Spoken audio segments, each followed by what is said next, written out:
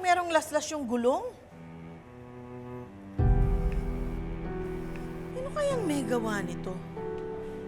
Si Moira kaya?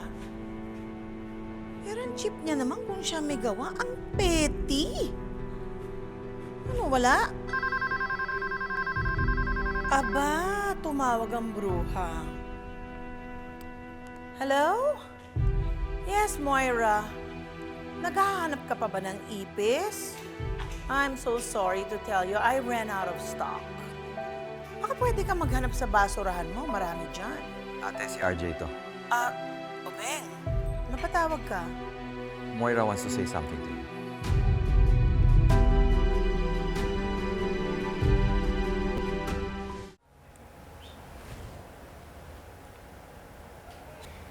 Pwede po bang pabigay to kay Angeli? Oo naman.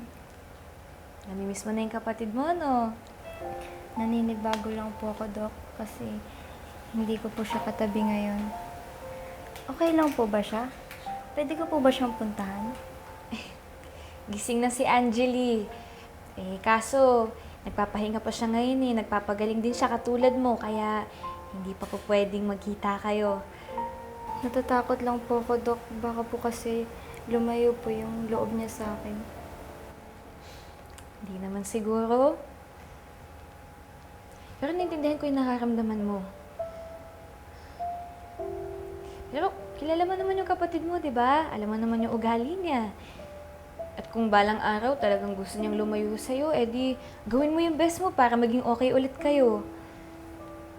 Pero kung talagang decided na siya na ayaw na niya, edi huwag mo nang pagpilitan yung sarili mo.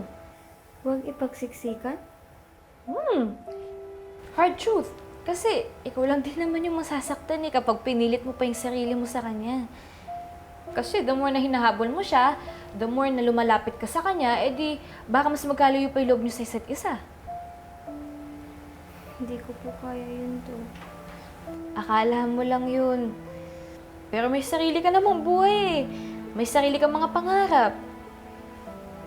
Pero, huwag niyo naman paabutin sa point na kailangan niyo talagang itulak yung isa't isa palayo sa buhay ninyo. Okay? Promise? Promise po, Dok. Sige, magpahinga ka na. Monitor niyo po siya ha, tapos i-update niyo po ako parati. Doc.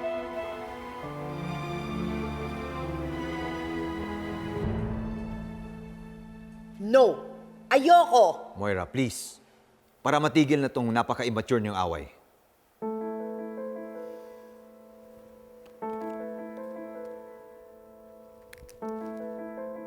Hello. Oh yes, Moira. Hello. So ano pala sanang sasabihin mo sa akin? Dinadramahan mo na naman ba ang kapatid ko?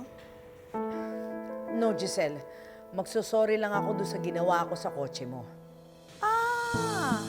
So ikaw pala talagang may gawa nito. Ha, ang cheap mo talagang gumanti. Ano ka ba naman? What happened to your creative juices? Ito na lang bang naiisip mo? I-flat yung gulong ko? Oh my gosh, what happened to you? Give me something more exciting. But anyway, hindi na ako gaganti. I think eating a pregnant cockroach is good enough. Good night. Bye. Good night, Ate Giselle. Maraming salamat. Hindi na mauulit.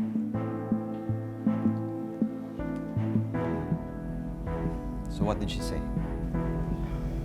Okay na. Okay na kami. Thank you, Moira.